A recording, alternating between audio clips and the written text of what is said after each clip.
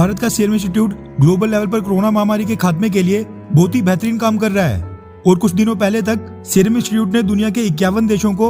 90 million doses यानी 9 करोड़ से भी ज्यादा वैक्सीन सप्लाई कर दी थी, जो कि अपने आप में ही बहुत बड़ा रिकॉर्ड है। और ये मैन्युफैक्चरिंग कैपेसिटी तो अकेले सीरम इंस्टीट्यूट की है। अभी तो भारत में और कई वैक्सीन मैन्युफैक्चरर्स हैं जो रातों रात करोड़ों वैक्सीन मैन्युफैक्चर करके दुनिया भर को सप्लाई कर दें। अभी तक तो इनके रास्ते में अमेरिका की अगुवाई में अमीर देशों ने एक ही रोड़ा डाला था। WTO में कोरोना वैक्सीन पर इंटेलेक्चुअल प्रॉपर्टी राइट्स पर भारत के प्रस्ताव को ठुकराकर, लेकिन अब अमेरिका मनमाने तरीके से भारत के सीरम इंस्टीट्यूट की वैक्सीन सप्लाई को भी बाधित करने लगा है। यानी कि नए मैन्युफैक्चरर्स को मंजूरी देना तो छोड़ो, आज के समय जो भारत का सीरम इंस्टीट्यूट कोरोना की वैक्सीन मैन्युफैक्चर करके पूरी दुनिया को बांट रहा है, अमेरिका उसमें भी बड़ी बाधा डालने की कोशिश कर रहा है। दरअसल the times of India, Navbharat times, first post और कई बड़े बड़े मीडिया हाउसेस के हवाले से ये मीडिया रिपोर्ट सामने निकल कर आ रही है कि सीरम इंस्टीट्यूट के CEO आधार पूनावाला ने ये चिंता व्यक्त की है कि वैक्सीन मैन्युफैक्चरिंग प्रोसेस में इस्तेमाल होने वाला रॉ मटेरियल जो अमेरिका सप्लाई करता था उसमें डिले यानी देरी होने के कारण वैक्सीन सप्लाई में देरी हो सकती है।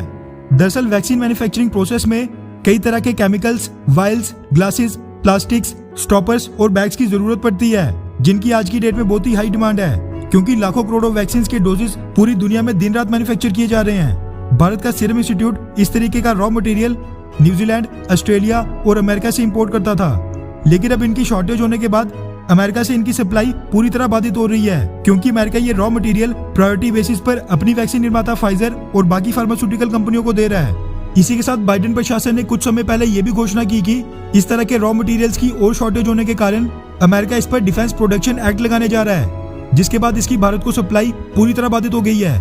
आधार पूनावाला ने यह बताया कि सीरम इंस्टीट्यूट आज की डेट में 5 करोड़ डोजेस हर महीने मैन्युफैक्चर करने के रेट से चल रहा है, जिसको वो कोरोना की वैक्सीन की हाई डिमांड को देखते हुए 10 करोड़ वैक्सीन पर मंथ तक ले जाना चाहते हैं। लेकिन इस तरह से अमेरिका से आने वाले रॉ मटेरियल्स की शॉर्टेज के कारण वैक्सीन कैपेसिटी बढ़ाना तो दूर की बात है, अभी की वैक्सीन की सप्लाई चेन पर भी बेहद बुरा असर पड़ेगा। वहीं कुछ बात ना बनते देख अब सीरम इंस्टीट्यूट ने आखिरकार भारतीय सरकार का दरवाजा खटखटाया है और द टाइम्स ऑफ इंडिया की एक रिपोर्ट के मुताबिक सीरम इंस्टीट्यूट ने सरकार को एक लेटर लिखकर कहा है कि वो इस मामले में दखल दें और अमेरिका से वैक्सीन के रॉ मटेरियल की सप्लाई वाले मुद्दे पर चर्चा करे, क्योंकि वैक्सीन के रॉ मटेरियल पर अमेरिका के डिफेंस प्रोडक्शन एक्ट के अंदर आने वाले DPAS, defence priorities and allocation system और HRPS, health resources priorities and allocation system के कारण जो कंपनियां अमेरिका को वैक्सीन की सप्लाई जारी रख रही हैं, उन्हीं को वहां पर रॉ मटेरियल के लिए प्रायोरिटी दी जा रही है। वैसे आज के समय अमेरिका और बाइडेन प्रशासन को यह बिल्कुल नहीं भूलना चाहिए कि जब शुरुआत में कोरोना महामारी की वैक्सीन नहीं आई थी और पूरी दुनिया और खासकर अमेरिका इस महामारी से बुरी तरह जूझ रहा था,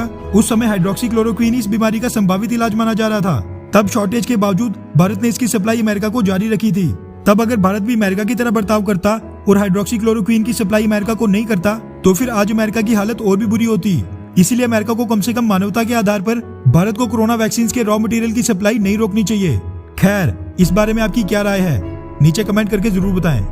अच्छा सुनो, चैनल को सब्सक्राइब करो, उसके बाद घंटी बजा देना ताकि अगली वीडियो आपसे मिस ना हो पाए। Thank you.